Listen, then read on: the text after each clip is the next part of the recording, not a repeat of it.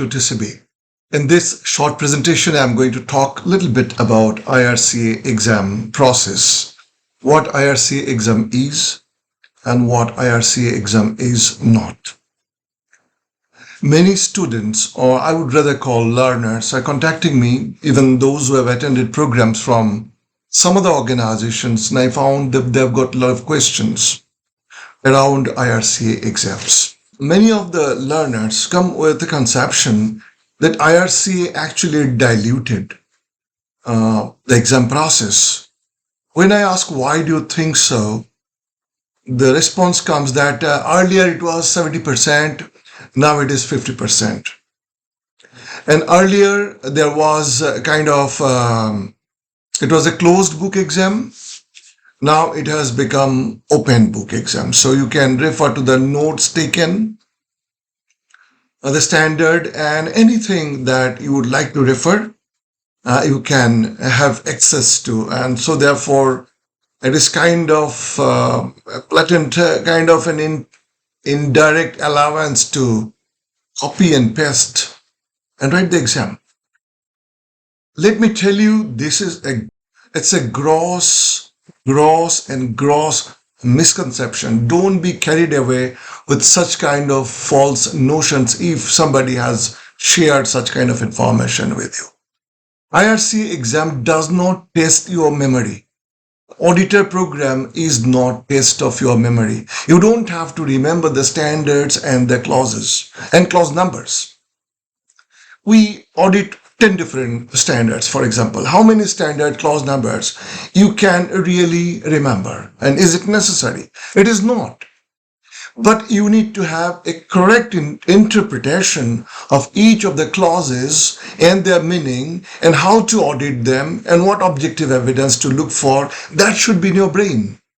You don't have to remember the particular clause number for which you can refer the standard. And if you don't know where is it, you have got no time in 2 hours 15 minutes. Remember, for the British and those whose first language is English, they get 1 hour 45 minutes time.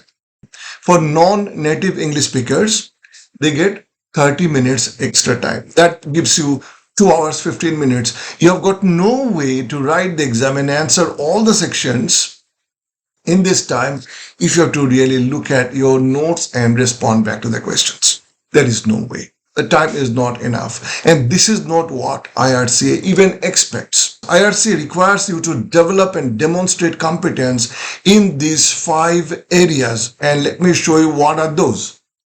Section 1, concept and principles of management standard and systems. For that, there will be 6 questions and you have got 10 minutes time. You have to manage this time. We have got good guidelines from the start to end, how much time you can spend for each section if you're a native English speaker or you're a non-native English speaker. So the exam format, IRCA requires you to demonstrate competence in the following 5 sections. And the questions are coming in accordance with that sequence. Number 1, section 1 is concept and principles of management standards and systems. There will be 6 questions, 10 minutes time. Section 2, audit concepts and auditor's responsibility. All what auditor should do, how a lead auditor should conduct himself or herself. All those requirements for auditor's competence, knowledge, all these things are part of this section where you have got 6 questions coming and 10 minutes. So 20 minutes have gone. You should be in section 2. End of section 2. Section 3 is planning for the audit. How to plan audit, what all informations you need, how do you prepare a plan, all those kind of information in the planning stage. What all you do is a part of this section. Again, 6 questions, 10 minutes. So you have got 30 minutes time to complete 3 sections. So 10 minutes each and 6 questions in module 2 or section 2, 10 minutes, 6 questions in module 3. Now, module 4 or section 4 is conducting the audit, how you perform the audit. What all you do to execute the plan is part of this section, you will have 14 questions and 45 minutes. This is a bigger chapter. And the section 4 is reporting and closing. How you report an audit. So all those reporting related things, how you prepare an audit report, what all are part of an audit report, how you follow up an audit, all those things are part of this section. You've got 8 questions and 30 minutes time. This gives you 1 hour, 45 minutes and 30 minutes extra time for non-native English speakers. And the types of questions will be here. Multi-choice questions. Choose one correct answer. Multiple response. You may have more than one, more than 2 or 3, and there will be limited options given. You cannot exceed those limited options. So you cannot take all of them, assuming that 3 or out of 5 will be correct anyway. You can choose only 3. Fourth one, you cannot choose if there is a limitation. And you get mark for each one of the correct answer, and there is no negative marking. So you can attempt the best choices that you feel, and after that you can go for most qualified guess. Mix and match, you can drag and mix and match. So there'll be free space, and then options are there. You drag those answers from the choices and place there and frame the sentence. And sequencing, again, drag and drop. So there could be 1 or 2 options given. What should come first, what should come second, and third and fourth. So sequencing. For example, for completing an audit, first you have to plan, then perform, then report. So certain activities of planning, certain activities of execution, certain activity under reporting will be given in an assorted manner. So you drag them and sort them in right order, right sequence. That's the type of question. So what is the intent of IRCA is to demonstrate your understanding, and in all sections you have to score minimum 40% and average 50%. It's not really very easy because time is an essence, and you have got a full page of questions and you have got time, limited time to answer. So time is very important. So the information should be in your brain, and only the clause numbers and other things you can really refer from the standards or the notes that you might have taken. That's it. Nothing more than that. It's not a blatant permission to copy and paste without any understanding. Please remove this misconception if you have developed. Now, let me give an example what IRCA really requires and how important it is for you to understand the standard so very well. ISO 9001 clause number, ISO 9001 2015 clause number 9.3 is management review, right? And control of documented information is addressed in 7.5. Let me give you an example that you are in an audit situation. You wanted the auditee to explain the process of management review, and which he or she have explained. You wanted to know how management review is performed in their organization and what kind of records are retained. He or she has explained the process very thoroughly, and you are convinced. You are quite happy. Yes, this is how the management review should be done or can be done.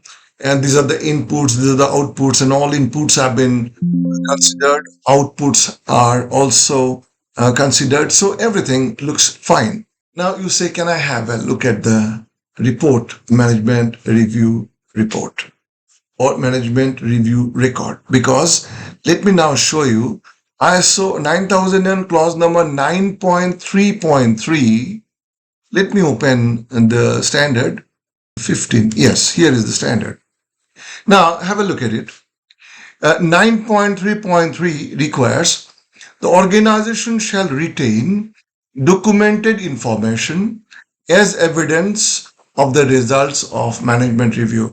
So you have to provide evidence that management review was conducted and what were the results of that It's not a meeting. ISO 9001 2015 clause number 9.3 does not require a management review meeting. Remember this. Meeting is not mandatory. The review can happen at different layers and different levels and time, but the review is important. Management review meeting is not important, but management review records must be retained. Now, the auditee has explained you thoroughly the process of management review and what all they do, and you are convinced that they are doing things right. Now you wanted to verify and you ask this question, which is in accordance with 9.3.3, which requires management review records retained as documented information. Now you find they started searching, where is the record? Now, possibly the auditee started sweating, saying that, sorry, Mr. A, in fact, we keep this record. These are all retained in the server, and we don't know, something happened. And the record is not traceable. Record cannot be retrieved because the folder structure got deleted because of some problem, either got virus attack or some problem. So you ask, well, no problem. Do you have a hard copy of those meetings or records? Do you have any hard copy of such kind of discussions and the records? And now she's even more panicked. No, we are not keeping any record, and we did record them. We scanned them and uploaded. And after that, we have scrapped all those papers where notes were taken. So in other words, there is no backup also, either as a hard copy, and she is unable to retrieve the management review record, even though she has told they are maintaining. Where is the problem? Now, is it the problem with clause number 9.3.3 that there is no documented information retained, or something else? That's where you have to have an absolutely clear understanding. Since they have told they are keeping the record, you have to take them on face value that yes, they have conducted the management review, the records are available. So these requirements, this requirement have been fulfilled. You cannot say, no, I don't believe that you have done it because you don't have a record. It is possible that they have done it, but the record is not retained or record could not be traced. That goes into a completely different clause, which is 7.5.3.2, I think. Let me see what really is the problem in this case.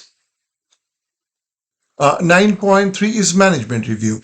Now in 9.3.3, the standard requires the organization shall retain documented information as evidence of the results of the management reviews. So this is the requirement, that they have to retain the records of management review, which they said they have done. So you cannot raise non-conformity against 9.3.3. You cannot deny their claim that no, it's not correct. You have not done management review. Evidence was not there. So for that, you have to find a different clause. Which clause require retention of a record and management of proper record? That is 7.5.3.2. I think it's true. Let me see. Now, what is the clause number? Retention of documented information. Now, control of documented information is 7.5. Now, in that, have a look at it. 7.5.3 says control of documented information. Now, in this, what you found?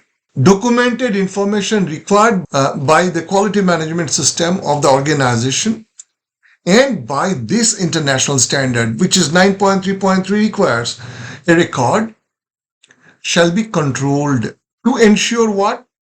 It is available and suitable for use where and when it is needed. So these records are available and also adequately protected.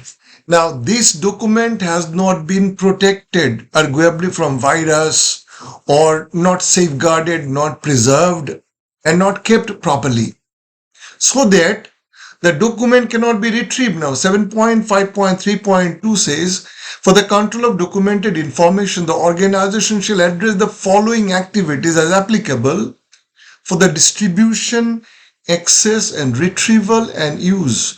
So the record has to be retrieved. Now, in this particular case, record could not be retrieved. So the non-conformity truly is 7.5.3.2a. The documented information which were required to be retained is not possible to be retrieved or is not retrievable. Now, that's what we are saying. The IRCA requirement for your qualification is that you develop the knowledge and the skill to plan, perform, report, and follow up a management system audit in accordance with ISO 19011 standard. And while you perform, you are going to use criteria for ISO 9001 is the criteria for quality management system standard. So if you really learn how to plan, how to perform, how to report and do a follow-up, you are there. So all you need to have is an ability to interpret the standard and demonstrate that you have understood. Once you do that, and once you gain this competence, the subject is really fantastic. It's so interesting. You find it is so real to your life. There is no need for you to memorize.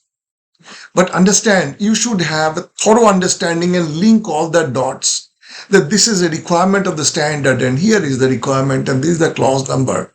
Once you have done this, you are there. So requirement of IRCA is that you develop and demonstrate this competence, and we are ready to offer the best in class training for you to develop this competence, and that's your intention. And once you have done this, the passing the exam is going to be easy for you. And trust me, your certificate is going to be a sweet byproduct. So I would recommend get the best in class training, choose your certification body. We are one of the best in terms of principles, in terms of delivery process, post-training services to make you really a confident guy so that you can pass with flying colors. This could be the reason 90% of our learners succeeds in first chance and in some program 100%. That's what the record, and we measure our success through your success. So in any program, if 90% of our learners succeeds, I say I scored 90%. That is how our success is measured based on your success. Let's have some fun when you learn, and we give best in class training for you to develop the right level of competence. Join our course for a spectacular learning experience. And this is our guarantee to you. Thank you so much.